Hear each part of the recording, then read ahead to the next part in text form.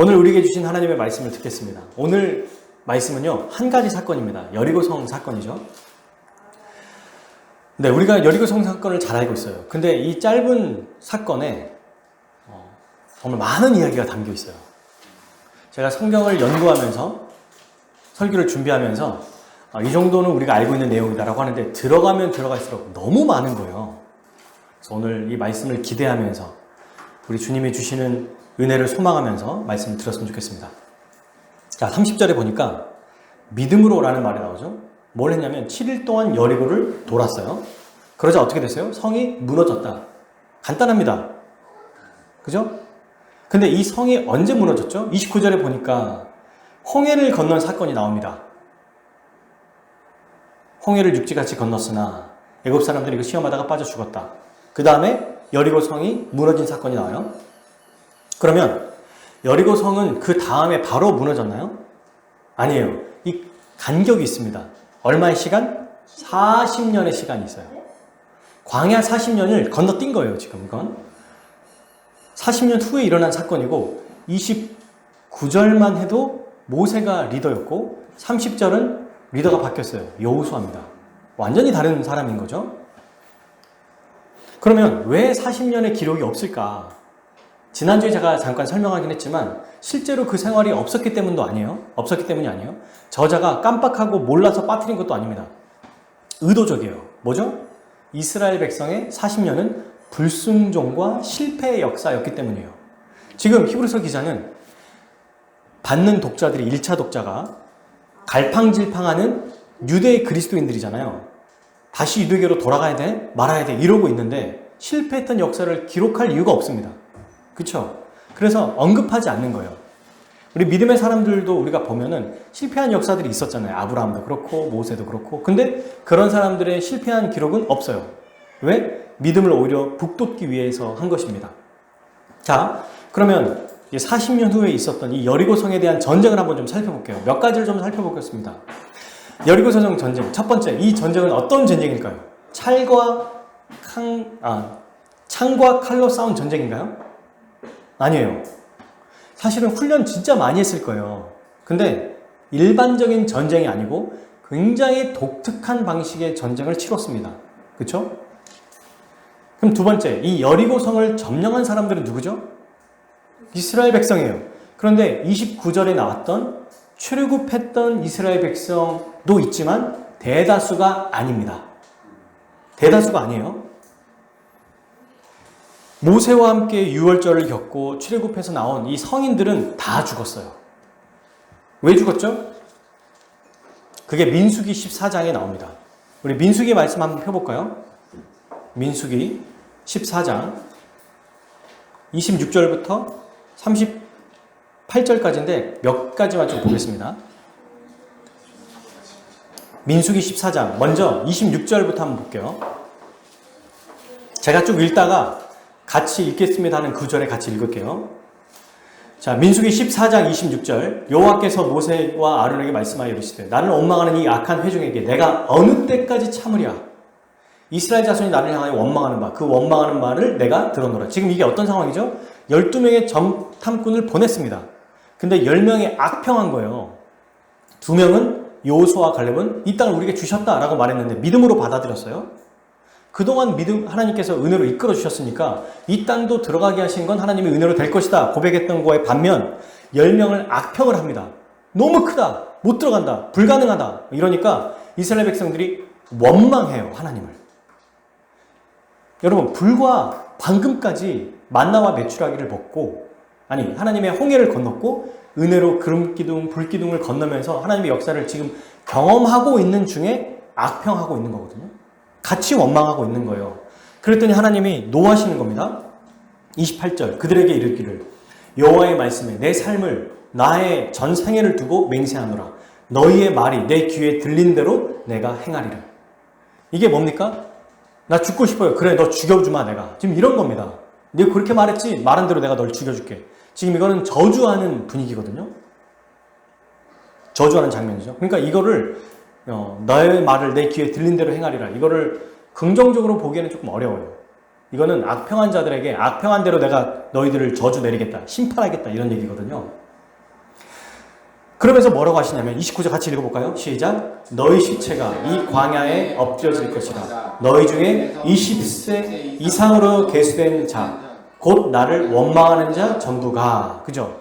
그러니까 몇 살까지는 살아요? 1살부터 19살까지. 이 사람들은 삽니다. 그러니까 청소년들은 사는 거예요. 지금 우리로 따지면 예담이까지 우리 저기 승원이부터 예담이만 있고 우리는 다 죽는 거죠. 말하자면. 그리고 30절 보시면 여분의 아들 갈렙과 여호수아 외에는 나이가 제일 많은 사람이 예담일 줄 알았는데 나이가 있는 여호수아와 갈렙이라고 하는 어른 2명은 살았습니다. 왜요? 그들은 하나님의 이끄심과 하나님 능력을 믿었기 때문이죠. 그래서 그 사람들 외에는 아니 모세는 원망하지 않았지만 하나님이 그들의 백성이고 리더이기 때문에 같이 못 가도록 만든 하나님의 섭리인 거야. 정탐했던 사람들, 그 사람들은 이렇게 죽게 된 겁니다. 아주 굉장히 예리한 지적이에요. 모세는 원망하지 않았지만 하나님의 뜻대로 이스라엘 백성과 함께 생을 마감해요.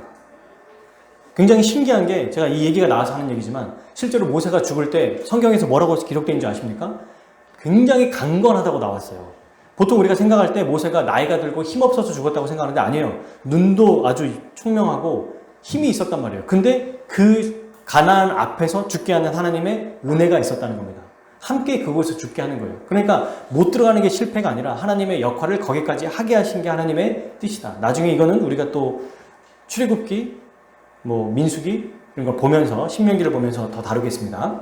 자, 그러면 여호수아와 갈렙만 들어갈 수 있었어요. 그리고 1살부터 19살인 사람들만 들어간 거예요. 그러니까 이 사람들을 뭐라고 하냐면 광야 2세대라고 합니다. 이들이 지금 여리고성을 점령하고 들어간 거예요. 근데 여러분 여리고성 사건이 있기 이전에 뭘 건넙니까 이들이? 요단강을 건너거든요. 똑같이 1세대는 뭘 건넜어요? 홍해를 건넜어요. 이들은 그 기억이 없습니다. 있어도 10대이고 아니면 아주 악이기 때문에 몰라요. 그러니까 하나님이 동일하게 요단강을 건너게 하세요. 똑같이. 법궤를 메고 지나갈 때 가는 길에 막 물이 안 떨어지는 거예요. 굉장히 신기한 거예요. 막 떨어지고 있는데 제사장과 이렇게 하나님 그룹을 세워놓고 딱 발을 대자마자 거기서부터 물이 안 나오는 거야. 흐르고 있는 물이 잠기는 거예요. 폭포수같이 흐르는 물이 안 떨어져요. 가는 길마다 점점. 그러니까 뒤에 따라오는 이스라엘 백성은 한 방울 물도 안 튀기고 지나갈 수 있었던 겁니다. 이 놀라운 사건을 겪어요. 여호수아 4장 7절에 이렇게 되어 있습니다. 그들에게 이르기를 요단물이 여호와의 궤 앞에서 언약궤 앞에 끊어졌나니 곧 언약궤가 요단을 건널 때 요단물이 끊어졌으므로 이 돌들이 이스라엘 자손에게 영원히 기념이 되리라 하라 하니라 라고 얘기하죠. 자, 그런데 여기에서 굉장히 놀라운 사건이 이루어지죠. 굉장히 전쟁을 하기 전에 이상한 일을 행하게 하십니다. 여호수아 한번 펴볼까요, 우리? 여호수아 5장. 여호수아는 여호수아가 쓴 거예요, 누가 쓴 거예요? 여호수아가 썼죠. 자기가 자기라고 쓴 맞아요. 여호수아가 어떻게 했는지 한번 봅시다. 5장. 하나님께서 뭐라고 명령하셨는지 5장 2절과 3절 같이 한번 읽어봅시다. 시작. 그때 여호와께서 여호수아에게 이르시되 너는 부싯돌로 칼을 만들어 이스라엘 자손들에게 다시 할례를 행하라 하시매 여호수아가 부싯돌로 칼을 만들었지 이스라엘 자손들에게 할례를 행하니라. 아멘. 여러분 전쟁을 앞두고 굉장히 이상한 일이 벌어졌어요. 요단강을 이제 건너서 하나님의 은혜를 경험했잖아요. 그러니까 이 사기를 가지고 이 기세를 가지고 자 쳐들어가자 해야 되는데 갑자기 딱 멈추시고 하나님이 할례를 행하라고 말씀하십니다. 이스라엘 모든 남자들에게 할례를 행하라고 하는 거예요. 할례가 뭐죠? 남성의 생식기 표피를 자르는 행위예요. 아브라함에게 말씀하셨던 거죠. 아브라함과 그의 후손에게 하나님의 뜻대로 할례를 행하라 이렇게 말씀하셨어요. 할례가 뭡니까? 하나님께 구별된 백성이다. 하나님의 언약을 받은 언약 백성이다 라는 것을 드러내는 행위예요. 근데 출애굽 1세대는 물론 할례는 행했어요. 하지만 2세대는 광야 생활을 하면서 할례를 하지 않았습니다. 거룩한 백성으로 하나님께 구별되기 전에 하나님께서 거기를 점령하지 않게 하시는 거예요. 근데 생각해보면 하필 전쟁이 끝나고도 아니고 가나안에 들어가서 하면 되잖아요. 혹은 요단강 건너자마자 바로 이제 여리고성이니까 여리고성 사이에 요단강이 있거든요. 그러면 건너기 이전에 차라리 할례를 하면 안전하잖아요. 근데 건넌 다음에 할례를 행하면 어떻게 돼요? 이거는 다 몰수당해요. 누가 쳐들어오기만 하면 자살행위입니다. 완전히. 죽을 수밖에 없어요. 왜? 할례 행하면 그 즉시 못 일어나요. 며칠 동안은 움직이지 못합니다. 남성들은. 그러면 여성들이 아이들이 전쟁을 얼마나 잘하겠어요. 게다가 여리고성은 8,000년 정도 되는 역사가 있거든요. 그동안에. 그러니 얼마나 견고하고 단단한지 전쟁을 많이 했던 백성들은 여성들까지 거의 군인화되어 있어요. 아시죠? 이스라엘도 보면은 웬만한 여성들도 다 강인합니다. 전쟁을 많이 겪은 사람들은. 그러니까 여리고 사람들은 웬만한 전쟁에서는 끄떡도 없는 사람들이에요. 근데 그 앞에서 여리고성 앞에서 지금 그걸 행하고 있는 거예요.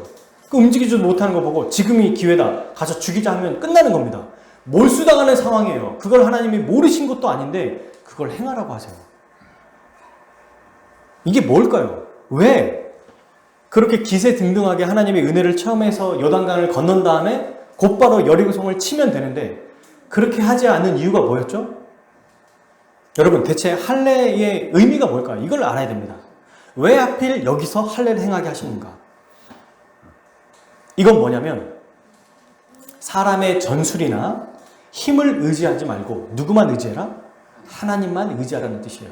하나님의 힘과 능력만을 의지해라 이런 겁니다. 그리고 전쟁은 이스라엘에게 속한 것이 아니라 누구에게 속한 것이다? 하나님께 속한 것임을, 하나님의 것임을 알려주시는 거예요. 그러면 여러분 전쟁만 하나님 것입니까? 이스라엘의 삶 전체도 하나님이 이끌어 가시는 겁니까? 전체도 이끌어 가신다는 거예요. 전쟁만 하나님이 간섭하시고 일상은 간섭하지 않으신다? 말이 안 되죠. 가장 인생에서 중요한 절체절명의 위기에서 하나님이 행하실 것이라는 것을 보여주는 거예요. 아예 직접. 그래서 실제로 이 할례를 행한 것은 이들이 앞으로 가나안 땅에 들어가서도 어떻게 살아야 되는지 보여주는 청사진인 거예요. 자기의 힘과 노력으로 사는 게 아니라 하나님의 이끄시는 대로 하나님 말씀대로 살아가는 것이 정말 참된 이스라엘 백성의 삶이다. 하나님의 백성의 삶이다라는 걸 보여주는 겁니다. 그러니까 여러분 여리고성에서 뭘 했어요? 아무것도 한 게 없어요. 이전에 전쟁 준비도 하고 막 전략도 짜고 그래서 여호수아가 정탐꾼 2명 보내죠. 근데도 하나도 써먹은 게 없거든요. 이게 뭘 얘기하는 거죠? 할례를 행하라고 하신 하나님. 눈앞에서 직접 하나님이 먼저 그 앞을 보시고 행하실 거기에 그 하나님 말씀대로 따라오기만 하면 되는 거예요. 하나님을 믿기만 하면 되는 게 이스라엘의 최고의 전략이자 전술인 겁니다. 그걸 보여주시는 거예요. 두려운 겁니다. 우리로 말하면 두려워요. 지금 당장 적군이 눈앞에 있는데 이걸 하라고? 이게 상황이 지금 말이 돼? 이런 상황에서 지금 여기서 믿음의 행위를 하라고? 말이 돼? 안 돼. 이거는 죽습니다. 당장 죽는 일인데 이걸 어떻게 합니까? 라고 하는 그때에 할례를 행하라고 하세요. 그리고 실제로 할례를 행합니다. 할례를 행하는 도중에 얼마나 두려웠을까요? 근데 아무도 여리고성에서 한 명도 나오지 않았어요. 그리고 할례를 행한 이후에도 하나님께서는 뭐라고 하셨냐면 여리고성을 굉장히 독특한 얘기를 하시죠. 7일 동안 아무 말도 하지 말고 한 바퀴를 돌아라. 여러분 여리고 성이 그냥 일반 성이 아니라 그 당시의 성은 한 거의 우리 구 정도 될까요? 더 큰, 훨씬 큰 민족. 그러니까 한 번 돌 때도 엄청난 시간이 걸렸을 거예요. 거기를 한 번 돌고 일주일이 되는 때 7번을 돌라고 말씀하셨어요. 대체 이게 전쟁과 성을 무너뜨리는 것과 무슨 상관이 있어요? 근데 그걸 말씀하십니다. 그러니 보세요. 전쟁하기 전에도 창과 칼로 싸우는 게 아니라 할례를 행하라고 하시죠. 그러니까 하나님이 행하시겠다는 걸 보여주신 거예요. 그리고 전쟁을 실제로 행하는 그 일도 도우라는 거예요. 그냥 여러분 걷는 거는 어린아이도 할 수 있어요. 그냥 우리 예담이 예준이 애들이 승원이랑 혜원이 손잡고 걷기만 하면 되는 거예요. 그냥 그걸 누가 못합니까? 그리고 여리고성이 무너진 거잖아요. 이 할례는 이스라엘 백성이 어떻게 살아야 되는지 앞으로도 어떻게 살아야 되는지 보여주는 거예요. 이 일을 먼저 하게 하십니다. 그래서 여리고성 전쟁을 할 때도 앞으로 가나안 땅에 살아갈 때도 누구만 의지해라? 하나님만 의지해라. 이걸 보여주신 거예요. 이걸 말씀하신 거예요. 청사진인 거죠. 우리에게도 마찬가지입니다. 어려운 일이 당하고 겪고 지금 당장 이걸 하지 않으면 뭔가 어떤 일이 벌어질 것 같을지라도 그냥 그 즉시 하나님 말씀에 순종하면 하나님께서 먼저 앞서서 그 일을 행하고 계심을 보게 될 거예요. 직접 그 일을 행하게 될 거예요. 믿음이 없으면 엘리사와 게하시의 이 두 종의 오늘 우리 아이들에게 말씀을 전했던 건데 아람 군대가 엘리사의 집을 포위하니까 이 종인 게하시가 놀란 거예요. 두려워 떤 겁니다. 그때 엘리사는 너무 평안이 있는 거예요. 그래서 게하시의 눈을 딱 뜨게 해주니까 아람 군대 뒤에 하늘의 천군 불말과 불병거를 가진 천군 천사가 수많은 천사들이 둘러싸이는 걸 보게 하신 겁니다. 지금 당장 뭔가 하지 않으면 큰일 날 것 같은데 하나님의 사람들은 하나같이 하나님만을 신뢰했어요. 이거를 하라는 거예요. 이스라엘 백성에게. 우리에게도 마찬가지죠. 그럴 때 하나님 말씀에 순종할 때 지금 당장 뭔가를 하고 안 하고를 떠나서 하나님을 신뢰하고 그분을 믿고 나아갈 때 하나님이 이끄시고 하나님이 인도하신다는 것을 보여주는 것을 우리는 꼭 기억해야 됩니다. 여리고성 전쟁하기 이전에 이미 먼저 이것을 말씀하신 거예요. 그러니 할례를 행할 때 이미 우리는 여리고성 전쟁이 어떻게 하나님께서 이끄실지를 사실은 알 수 있는 거예요. 말도 안 되는 걸 시키셨고 그 말은 일반적인 전쟁으로 승리하게 할 것은 아니구나 라는 걸 또 예측할 수 있다는 거죠. 여러분, 여리고성을 학자들이 딱 연구를 해봤더니 두께만 2m거든요. 근데 여리고성이 어떻게 생겼냐면 일반적인 성은 딱 벽이 하나잖아요. 근데 여기는 지대가 굉장히 높습니다. 그래서 우리가 생각하는 한 일반 땅에서 한 2층에 3층보다 더 되겠네요. 약 한 10층 정도 되는 높이가 땅이에요. 그리고 집안인 거예요. 그러니까 여기에 하나가 외벽과 내벽이 있는데 먼저 외벽이 높이만 14m예요. 그리고 5m까지는 굉장히 견고한 땅으로 되어 있습니다. 그러니까 여러분 지금으로 뭐 사다리도 없고 뭐 사다리차 기계차도 없고 뭐 비행기가 없는 이상 다 나무 사다리 만들어 가지고 올라가야 되잖아요. 5m를. 근데 5m도 아주 단단한 데고 7m가 또 거기는 흙과 또 여러 가지로 해가지고 굉장히 단단해요. 14m로 올라가야 돼요. 올라가서 내려오면은 바로 성이 아니라 이렇게 내려가는데 또 위로 언덕배기에 또 있어요. 여기를 또 한번 지나가서 이제는 내벽까지 올라가야 여리고성에 들어가는 겁니다. 여기서 그래서 이걸 뭐라고 하냐면 유일한 난공불락 성이라고 말해요. 절대로 쓰러뜨릴 수도 없고 무너뜨릴 수 없다. 학자들이 연구했을 때 이보다 더 강력한 성은 없다고 말합니다. 아무리 대강대국이라도 여기를 뚫을 수가 없는 거예요. 왜? 저기 외벽이 있고 내벽이 있는데 이스라엘 백성은 여기 사는 거죠. 여리고 사람들은 이스라엘 백성은 여기 살아요. 이 높이만 해도 거의 최소 10층 높이 된다니까요. 그러면 이 군인들이 여기 와서 쏴 죽이나 이쪽에 와서 쏴 죽이나 아무도 여기를 못 넘어요. 불가능한 일입니다. 근데 고작 일주일 동안 성을 돌면서 와르르 무너졌어요. 순종했더니 무너진 겁니다.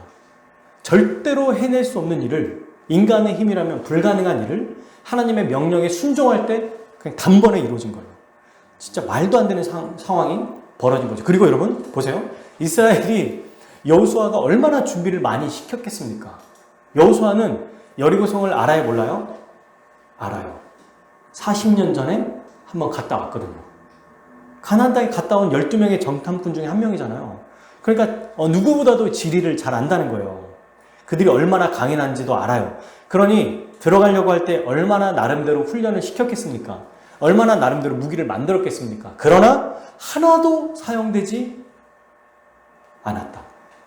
인간이 수십 년 동안 연구하고 개발하고 준비하고 사용했던 이 모든 게 단 한 번도 사용되지 않았어요. 왜? 그걸로 가고 좀 불가능하거든요. 그냥 창 한번 던질 수 있겠죠? 그러나 안 됩니다. 오히려 하나님의 말씀대로 했을 때 이 모든 일이 완전히 이루어진 거예요.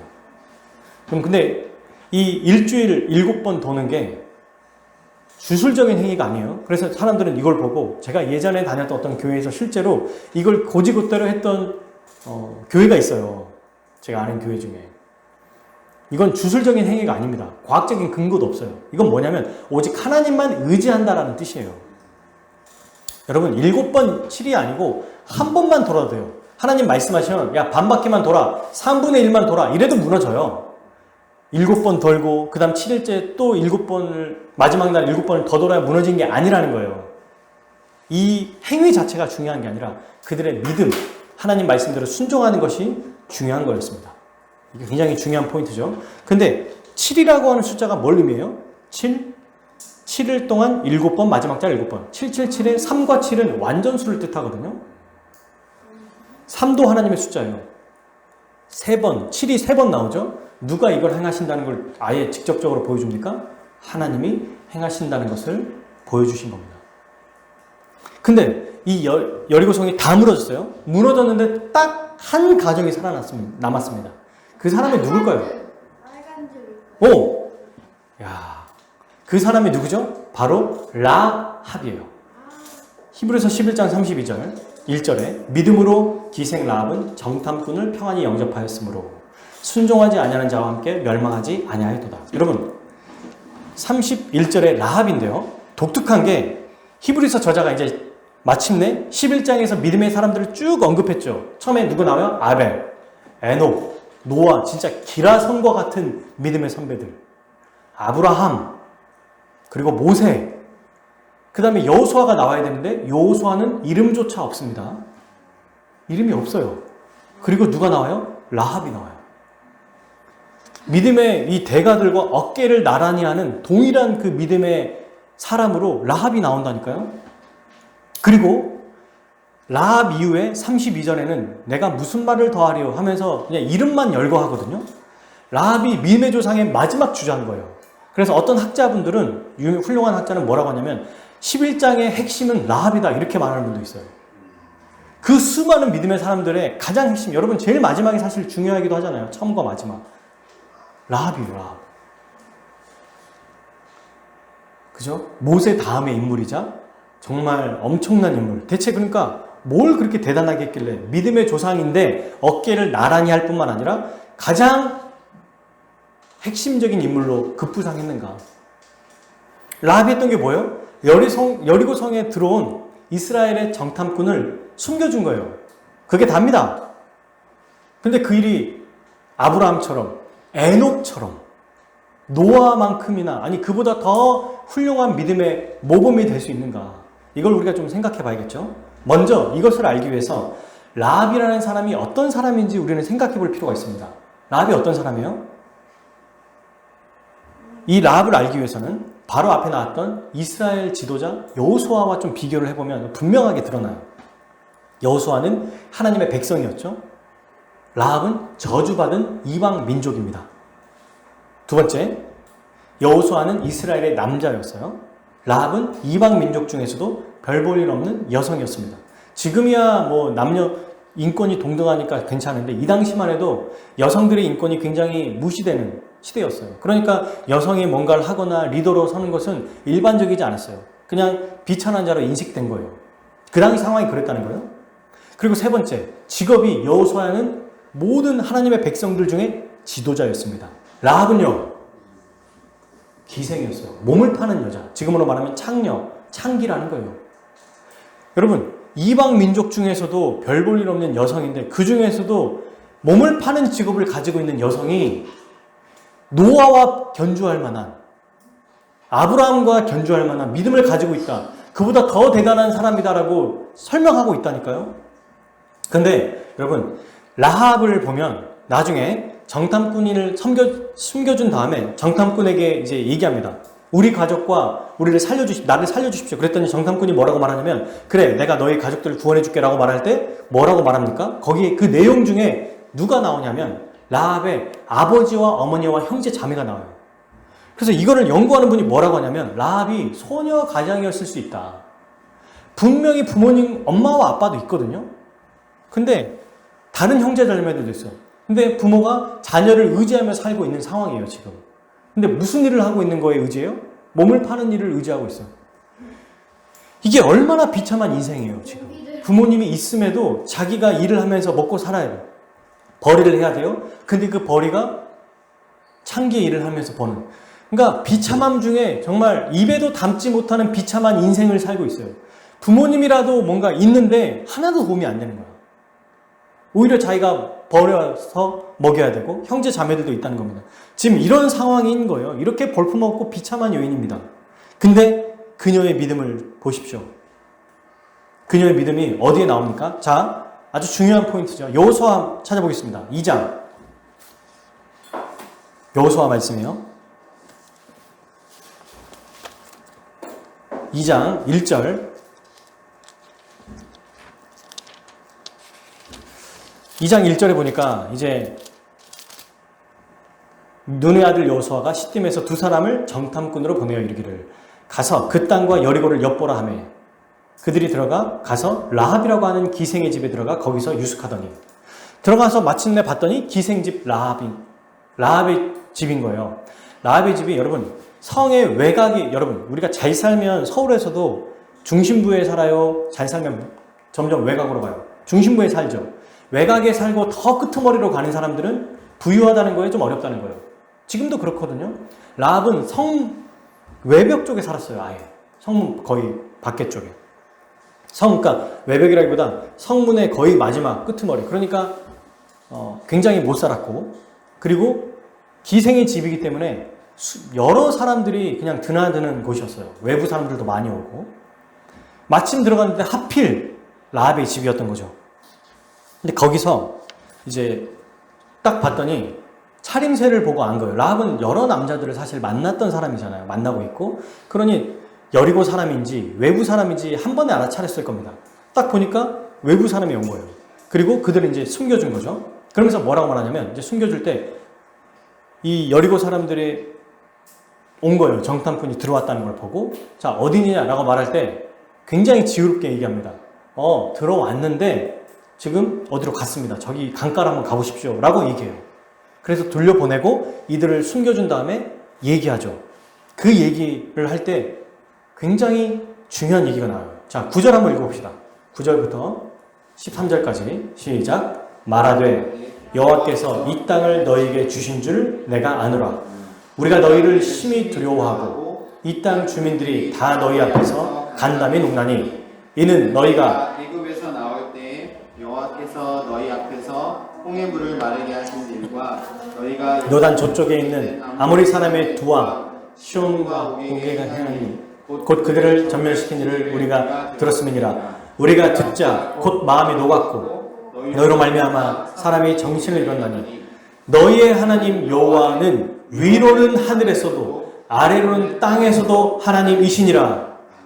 12절 13절 읽어볼까요? 그러므로 이제 청하노니 내가 너희를 선대하신즉 내 아버지의 집을 선대하도록 여호와로 내게 맹세하고 내게 증표를 내라. 그리고 나의 부모와 남녀 형제와 그들에게 속한 모든 사람을 살려줘 우리 목숨을 죽어서 건져내라. 아멘. 그죠? 부모와 남녀 형제가 나오죠. 여러분 여기서 지금 라합이 하나님을 어떻게 고백했어요? 하늘에서도 하나님, 위로는 딱 아래로는 땅에서도 하나님이시다. 지금 이게 무슨 말입니까? 하나님은 모든 만물을 주관하시는 분이시다. 영적인 하나님 나라에서도 그분이 주인이시고 지금 우리가 살고 있는 이 땅에서도 그분만이 주인이시다.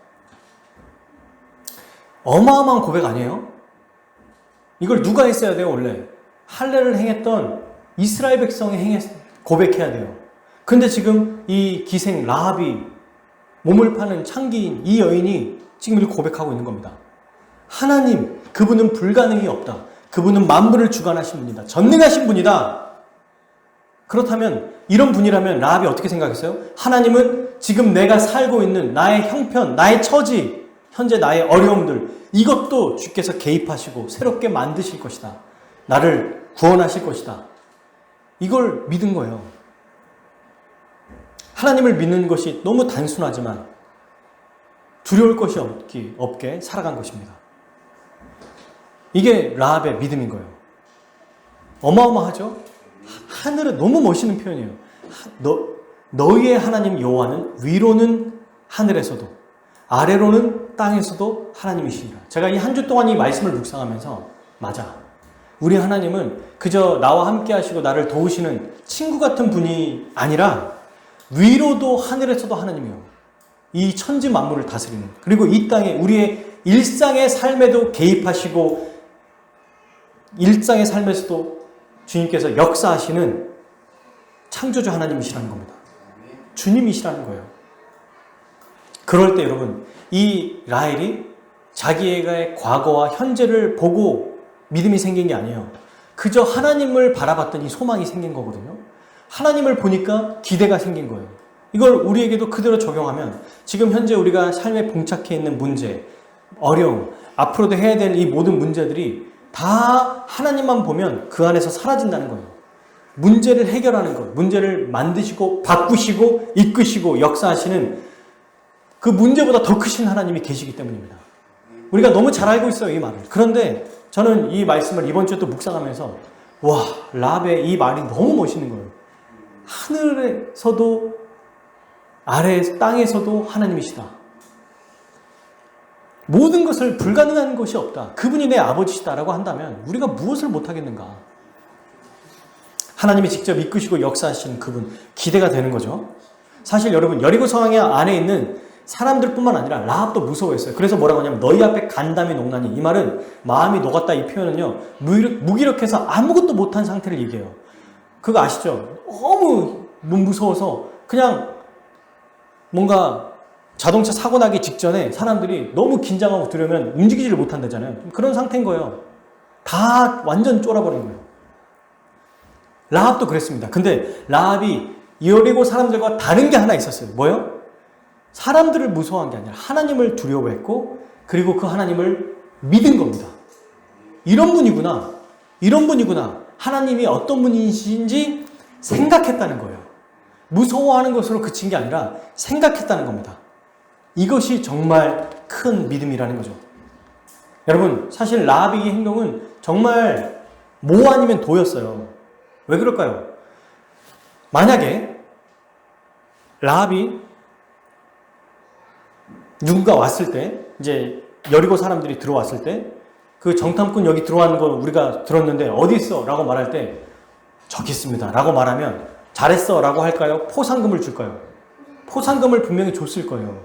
그리고 그의 신분도 여리고성 안에서 훨씬 더 유명해지거나 좋은 대우를 받을 수 있는 기회인 겁니다. 맞죠? 그런데 저기 없습니다라고 고백하면 뭐가 벌어집니까? 나중에 발각되면 죽어요. 이 두 가지를 다 각오하고 결단한 거예요. 눈앞에 있는 상급, 이 세상의 부귀영화가 눈앞에 있어요. 말만 하면 돼. 내가 아무것도 안 해도 그냥 내 잘못이 아니에요. 내가 뭘 안 해도 돼. 저기 있어요 라고 그냥 일러 바치기만 해도 돼요. 여러분, 이거는 근데 그녀의 입장에서도 정당한 겁니다. 다른 나라 사람들 쳐들어온 거잖아요. 이게 걸리면 도덕적으로 비판받을 뿐만 아니라 매국노라고 아예 그냥 정말 영원히 낙인 찍히며 살아가는 거, 목숨까지 죽게 되는, 이 안에서 정탐꾼을 본 게 아니라 하나님을 봤기 때문에 믿음이 생기고 그들을 숨겨줄 수 있었던 거예요. 이 두 가지를 라합은 포기한 겁니다. 대단하죠? 몸을 파는 여인에다가 가족을 부양해야 되는 최악의 상황에서도 보통 그럴 수 있잖아요. 과거의 자기를 보고 현재 자기를 보면 내가 뭘 이런 거 가지고 하겠어. 그런 하나님이 보이겠습니까? 지금 당장 눈앞에 있는 돈, 먹고 살 거, 이게 지금 이것만 내가 입만 뻥끗하면 생길 건데 그거를 안 한 거예요.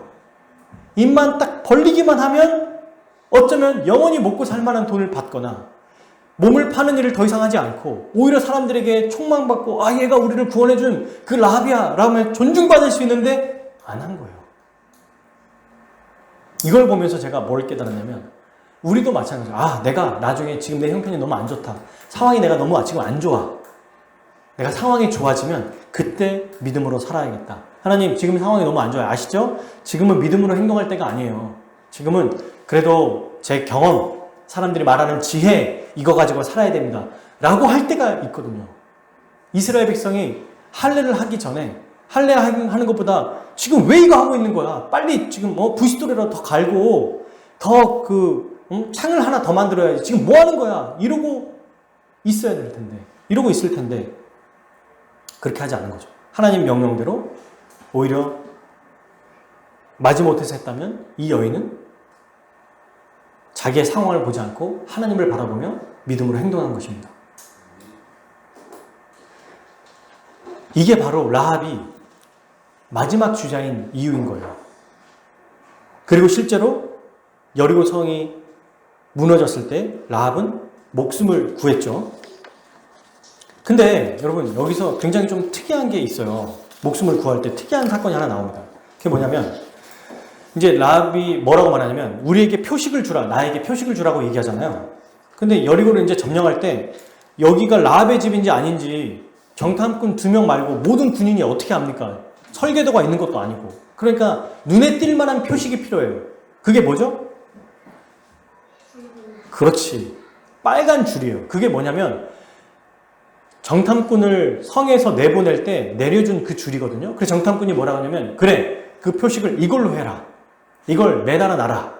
그러면 우리가 볼 때 저 표식이 있는 집은 아무도 건드리지 마라. 살려줘라. 된다는 걸 내가 확실하게 하겠다라고 얘기합니다.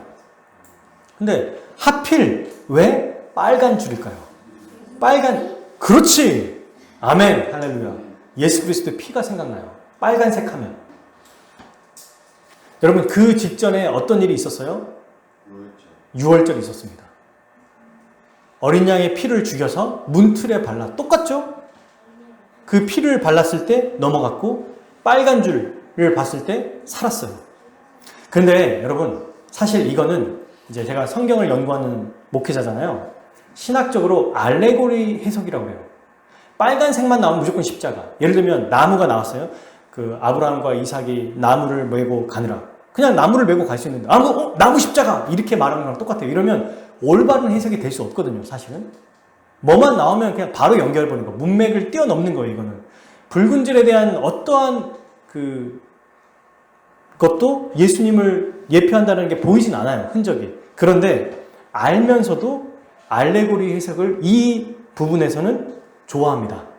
저도 그렇고 우리 믿음의 선배들이 다 이거는 뭐 신학적으로 논리적으로 상관없어요. 그리스도의 피예요. 이거. 그죠? 그래서 이 보혈의 피와 연결을 짓기 때문에 하필 왜 빨간색이냐. 그죠? 파란 줄도 있고 많이 있는데 빨간 줄을 내렸다는 겁니다. 40년 전에 어린 양의 피를 의지해서 구원받은 것처럼 라합도 2장 21절 라합이 이르되 너의 여호수아죠. 너희의 말대로 할 것이라 하고 그를 보내어 가게 하고 뭐를? 붉은 줄을 창문에 매니라. 네, 이게 굉장히 특이한 점입니다. 굳이 여기서 붉은 줄이 나오는 거예요. 참 신기한 일입니다. 그래서 역시 그리스도의 피로만 구원받는구나라는 것을 우리가 또 알 수 있고 그리스도만을 의지해야 된다는 것을 알 수 있습니다. 자, 그런데 이렇게 이제 목숨을 구원받고 라합이 구원받았다 하고 끝나지 않아요. 라합은 이스라엘이 여리고성을 무너뜨리고 목숨을 구원받았어요. 그죠? 그의 가족들이. 근데 이렇게 끝나지 않습니다. 여러분 아시는 것처럼 여러분 라합은 이 믿음의 행위를 통해서 누구의 조상이 됩니까? 다윗의 조상이 돼요. 라합이. 실제로 학자들이 이걸 연구해 보니까 라합이 성경에 뭐라고 나왔냐면 유다 지파의 살몬이라는 사람과 결혼했거든요.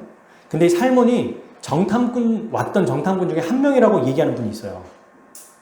그래서 이 정탐꾼인 한 명과 결혼했는데 그의 아들이 누구냐면 보아스입니다.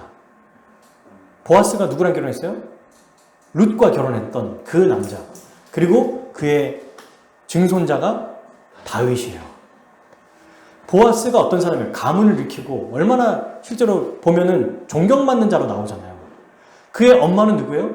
여리고성의 정말 하찮고 비천한 기생 여인. 근데 그의 아들은 이스라엘에서 존경받는 아들. 대단하죠. 그러니 룻과 결혼할 때도 아마 보아스는 어머니가 기생이었잖아요. 그리고 이방 사람이었잖아요. 전혀 거리낌이 없었을 것이다 라고 얘기해요. 나중에 룻을 자기 아내로 받아들일 때도. 근데 여러분 이게 끝이 아니죠. 여기서 끝난 게 아니에요. 라합은 또 누구의 조상입니까? 가장 중요한 우리 주 예수 그리스도의 조상이 되었습니다. 여러분, 요셉도 예수님의 조상이 아니에요. 모세도 예수님의 조상이 아니에요. 여호수아도 전쟁을 이끈 예수님의 조상이 아닙니다. 가장 비천한 이 여인, 믿음으로 하나님의 말씀대로 행동했던, 하나님이 이스라엘 백성에게 여리고성 전쟁 전에 할례를 행하라고 했던 그 의도를 유일하게 파악한 사람, 그 말씀대로 행했더니 그를 가장 영광스러운 자로 만들어 주셨어요. 얼마나 명예롭습니까? 얼마나 영예롭습니까? 대대의 족보에 마태복음에 아예 나오지 않습니까? 그의 이름이 나와요. 이름 한번 찾아봅시다. 우리 마태복음 1장. 이 여인의 이름이 나오죠. 바로 5절입니다. 마태복음 1장 5절 읽겠습니다. 시작. 살모는 라합에게서 보아스를 낳고, 보아스는 르sek에서 오벳을 낳고, 오벳은 이새를 낳고, 마지막 17절, 네, 이새는 다윗을 낳으니라 하고 17절 읽어볼까요? 그런즉 모든 대수가 아브람부터 다윗까지 연례되어, 다윗부터 바벨론으로 사로잡혀갈 때까지 연례되어, 바벨론부터 사로잡혀까지 그리스도까지 연례되니라. 아멘. 이 어마어마한 진짜 믿음의 가문에 이 여인이 나온 겁니다. 그러니 히브리서 11장에 여러분 보십시오. 가장 비천하고 비참하고 소망이 뭐가 있습니까, 세상에? 근데 한 가지는 딱 하나예요. 여러분, 이방 여인이 거기다가 이스라엘도 아니고, 근데 이 여인이 한 게 뭐예요? 믿음의 행동. 하나님만을 바라본 거. 하나님은 위에서는 하나님, 하늘에서도 하나님이시오. 땅 아래로는 땅에서도 하나님이시다. 그걸 믿었더니, 그걸 믿고 자기의 삶을 내던졌더니 가장 존귀한 자로 만들어주셨어요.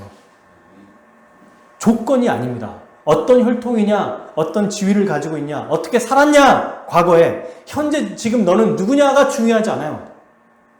하나님 아버지만 바라보고 그분께만 소망을 두고 살아가면 이렇게 만들어주신다는 이 최고의 믿음의 본. 히브리서 11장에 믿음의 사람들이 나오지만 라합이 주인공인 겁니다. 대단하죠? 너무 멋집니다.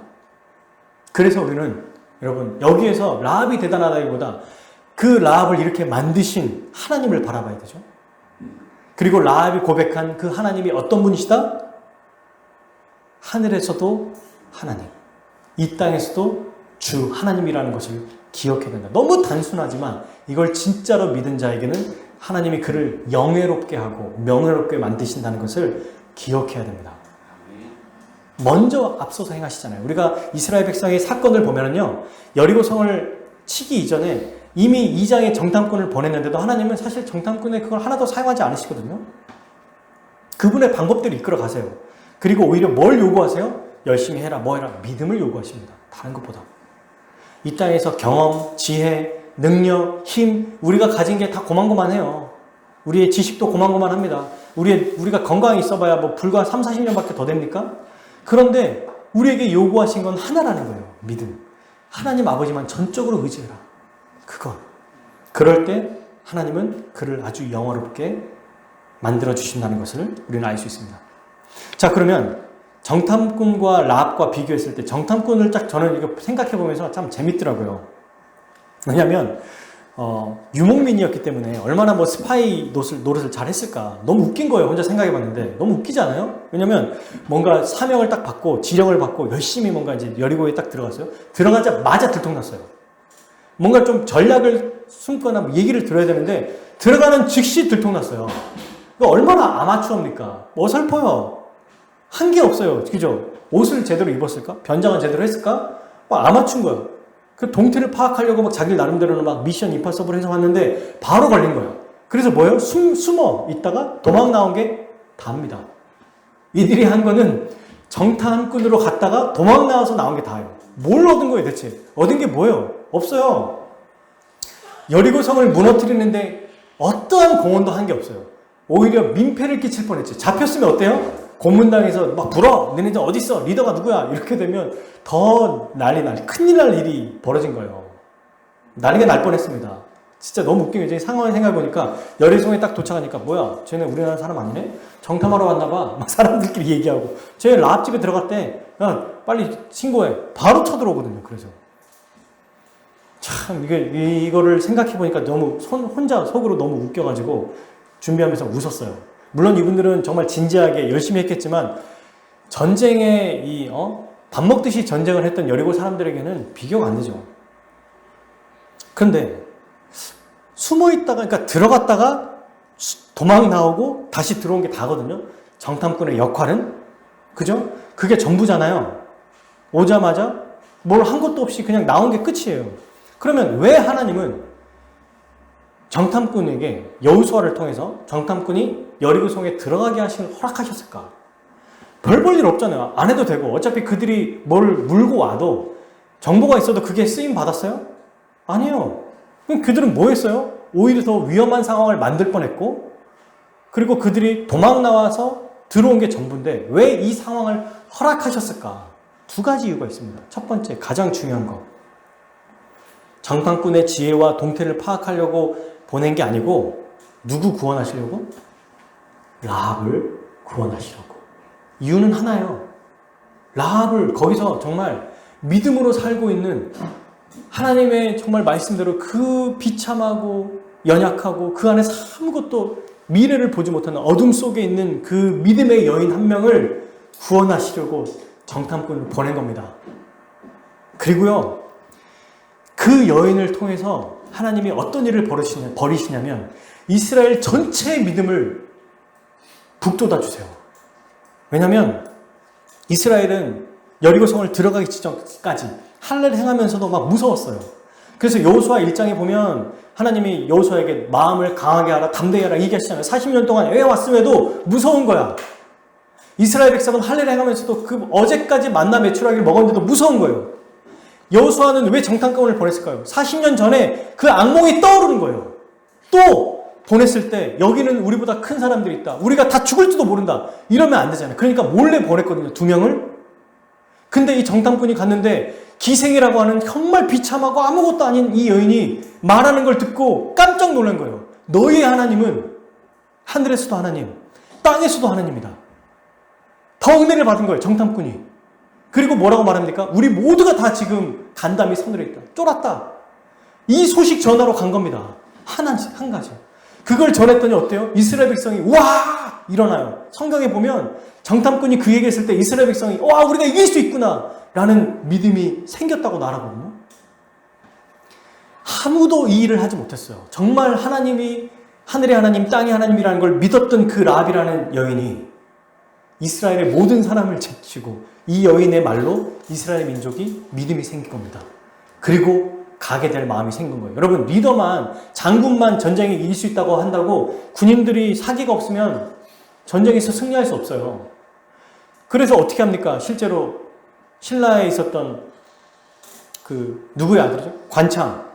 아들을 보내서 목이 잘리는 거 보고 그 백성들이 막 사기를 북돋게 하잖아요.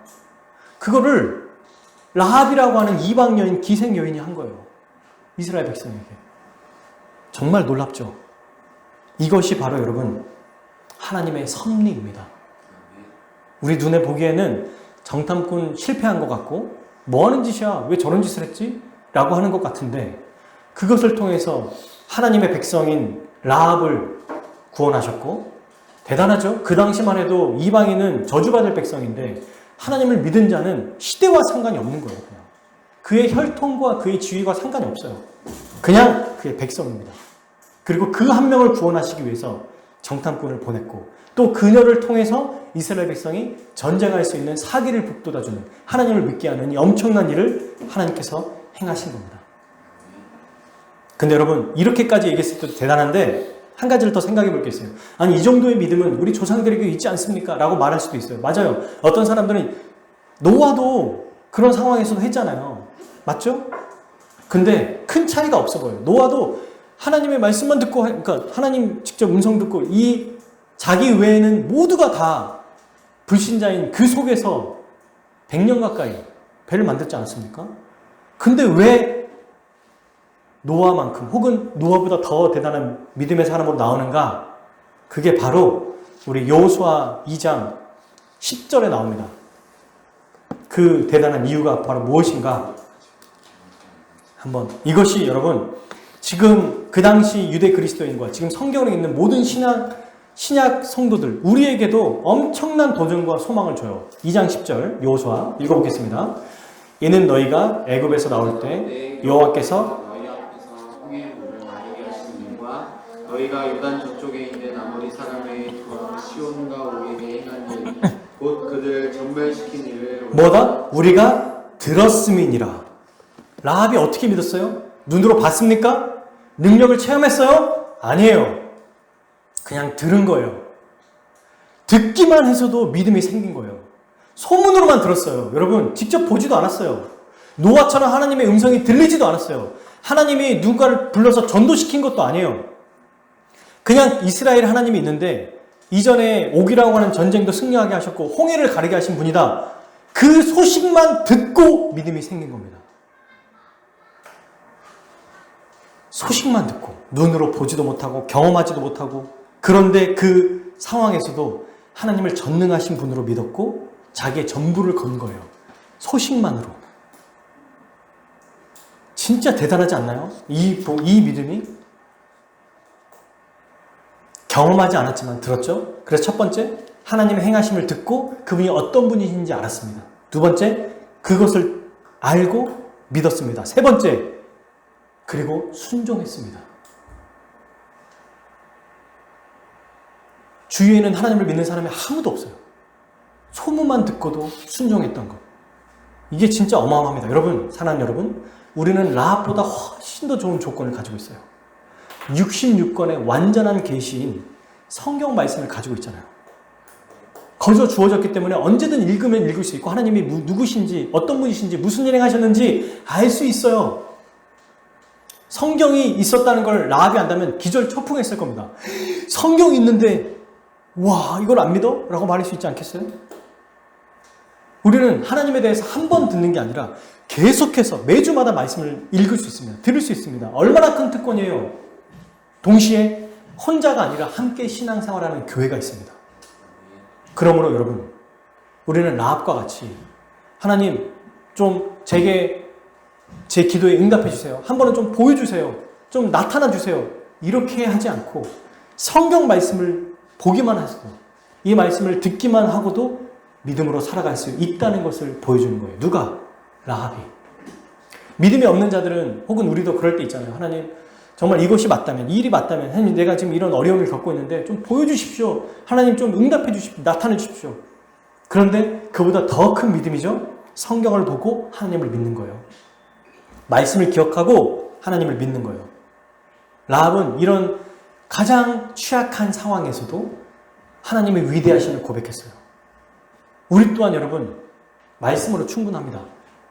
이 말씀을 듣고 말씀을 읽고 말씀을 생각할 때 하나님께서 우리에게 믿음을 주시고 믿음으로 살아가게 만드세요. 어렵고 힘들 때마다 다시 뭘 하면 돼요? 말씀을 읽으면 돼요. 자꾸 딴 생각이 들고 자꾸 딴 짓을 하고 자꾸 하나님을 의지하지 못하고 이 세상에 점점 더 우리가 두려워지고 염려가 될 때 뭐 하면 돼요? 말씀을 기억하면 돼요. 하나님이 어떤 분이신가? 그분은 위에서는 하늘에서도 하나님이시오. 아래로는 땅에서도 하나님이시다. 이거 기억하면 되는 겁니다. 그러면 다른 모든 것들이 싹 없어져요. 없어지는 거예요. 그리고 하나님만 바라보는 것. 그 말씀이 우리에게 있는 겁니다. 라합은 예수님이 하신 이 말씀을 그대로 지킨 구약의 유일한 사람이에요. 읽어볼까요? 요한복음 20장 29절. 예수님이 말씀하신 그 일을 가장 먼저 말하자면 최초로 행한 분이죠. 요한복음 20장 29절. 같이 읽어보겠습니다. 요한복음 20장 29절. 시작. 예수께서 이르시되 너는 나를 본고로 믿느냐? 보지 못하고 믿는 자들은 복되도다 하시니라. 아멘. 지금 이게 어떤 장면이에요? 도마에게 예수님이 나타나셔서 옆구리 한번 넣어봐, 손 한번 만져봐 하고 있는 장면이에요. 그러면서도 뭐라고 얘기하십니까? 보지 않고 믿는 자들은 복되다. 이게 진짜 믿음이라는 거예요. 라합이 그랬습니다. 우리는 라합과 비교하면 핑계댈 게 없다는 거예요. 그리고 훨씬 더 좋은 조건, 새 언약 백성으로서 하나님의 완전한 계시를 받은 자들입니다. 그러니 우리는 다른 어떤 것이 없어도 괜찮은 거예요. 어쩌면 우리가 살아가면서 하나님 이것이 필요합니다. 그럴 때마다 역사하시고 은혜 주시고 얼마나 많은 체험을 주시잖아요. 그런데 그럼에도 눈앞에 캄캄하고 당장 내 기도에 응답하시지 않은 것 같고 내 미래가 불투명해 보일지라도 말씀만 있으면 된다는 거예요. 말씀을 통해서 다시 우리가 어떤 자인지 우리 하나님이 어떤 분이신지 안다면 우리는 말씀에 따라 순종하며 믿음으로 살아갈 수 있습니다. 라합이 그런 것처럼요. 말씀을 맺겠습니다. 우리가 믿는 하나님, 우리 하나님은 하늘과 땅의 하나님이십니다. 우주 만물을 창조하시고 또한 이스라엘 백성에게 할례를 하신 것처럼 우리 신자들을 위해서 먼저 앞서 가셨고 먼저 일하시고 역사하시는 분이세요. 그래서 예수님을 먼저 보내셨고 예수님을 통해서 모든 것을 다 성취하셨습니다. 우리와 이미 이루셨고 게다가 우리와 함께 진행해 나가세요. 먼저 안 하셨고 우리만 먼저 보낸 다음에 뒤에서 구경하시는 분이 아니라 이미 우리가 겪어야 될 아픔, 고통, 어려움, 이 모든 힘든 일들을 주님이 다 겪으셨어요. 그리고 성령을 보내셔서 그 길을 가게 하십니다. 함께 가시게 하세요. 그런데 이 역사와 은혜를 우리가 생생하게 체험하기 위해서는 어떻게 해야 됩니까? 라합과 같은 믿음이 필요해요. 할례를 행하게 하신 그 하나님의 말씀을 이방 여인, 그것도 기생, 몸 파는 여인, 가장 비참한 그 여인만이 하나님의 의도를 알았어요. 듣기만 하고도 하나님을 믿었어요.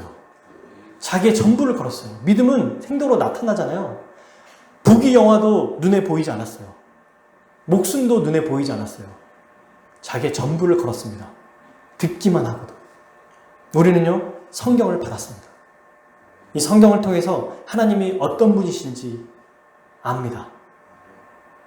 그렇게 그 하나님을 우리는 믿을 수 있어요. 믿음이 부족할 때 어떻게 됩니까? 믿음이 부족할 때 로마서 10장 17절 그러므로 들음은 믿음에서 나며 들음은 그리스도의 말씀으로 말미암으리라. 말씀을 들으면 돼요. 라합이 어떻게 믿음이 생겼어요? 들음으로. 우리는요, 들음으로. 말씀을 통해서 하나님과 그분이 보내신 우리 주 예수 그리스도를 기억하고 생각할 때 우리의 믿음이 다시 북돋아질 거예요. 말씀을 놓고 여러분 힘들 때마다 정말 한번 해보십시오. 잘하고 계시겠죠? 그러나 어려울 때마다 다시 말씀으로 돌아가는 거예요. 짧은 시간일지라도 그냥 대충 하지 말고 정말 마음을 좀 가다듬고 가족끼리 함께 모여서 짧은 시간이지 5분이어도 괜찮아요. 처음에는. 그래도 그 시간에 말씀을 읽으면 그 말씀이 살아있어서 우리의 생각과 마음을 바꿉니다. 그 순간부터. 신기해요. 이게 하나님의 역사예요. 방금까지도 막 싫고 귀찮고 이런데도 그걸 이겨내서 하면 역사가 이루어집니다. 그리고 그리스도의 능력이 우리에게 나타나요. 이건 해본 사람이 알아요. 다시 힘이 생겨요. 믿음이 없습니까? 기도합시다. 전능하신 우리 하나님, 우리 주님이 믿음이 없는 자에게 구하라고 하셨어요. 두드리라고 하셨어요. 찾으라고 하셨어요. 반드시 우리에게 믿음을 주시고 믿음으로 살아가게 하실 겁니다. 그러므로 사랑하는 여러분, 한 번 더 강조하는 것은 우리의 과거, 현재, 불투명한 미래, 당장 내 앞에 닥쳐있는 어려운 문제들, 상황 이거 보지 말고요. 하늘에서도 하나님, 땅에서도 하나님, 우리를 위해 모든 것을 이루신 우리 주 예수 그리스도를 바라보며 한 걸음 한 걸음 소망합시다. 개인적으로 여러분 가정적으로 직장에서 어려운 일 나가고 힘든 일이 있을 거예요. 그런데도 그 모든 것이 우리 눈에는 잘 안 되는 것 같아도 다 하나님의 섭리입니다. 정탐꾼이 실패한 것 같지만 결국 그것을 통해서 구원하시고 이스라엘 민족이 북돋아는 것처럼 지금 우리가 현재 살아가는 삶이 뭔가 톱니바퀴처럼 얽히고 설키고 안 되고 뭔가 또 하려고 하는데 안 되고 어려움을 겪고 또 뭔가 이제 괜찮아질 것 같은데 세상의 눈으로 봤을 때는 실패하는 것 같이 가는 것 같고 안 되는 것 같이 보일지라도 그것이 다 하나님의 섭리 가운데 역사를 주관하시는 하나님이 우리의 개인의 삶뿐만 아니라 우리 전체를 이끌어 가심을 믿으며 살아갑시다. 그러면 믿음이 생겨요. 하나님의 섭리 안에 있다는 것을 믿으면. 그리고 라합과 같이 하나님만 바라볼 때 돈도 아니에요. 우리의 경험도 아니에요. 능력도 아니에요. 하나님만 바라볼 때 우리 주님만 바라볼 때 모든 문제보다 크신 주님 바라볼 때 우리는 라합과 같이 믿음으로 살아가게 될 것입니다. 라합은 우리를 위해 존재해요. 우리도 다 이렇게 살 수 있다는 거예요. 그럴 때 우리를 가장 영광스럽고 가장 명예로운 자로 살아가게 하실 거예요. 그리고 교회 안에서 더 생생하게 하나님의 은혜를 체험하고 누리며 베풀며 살아가는 자로 세워주실 겁니다. 우리 모두 이런 자로 우리 주님께서 은혜 베풀어 주실 것을 축복합니다.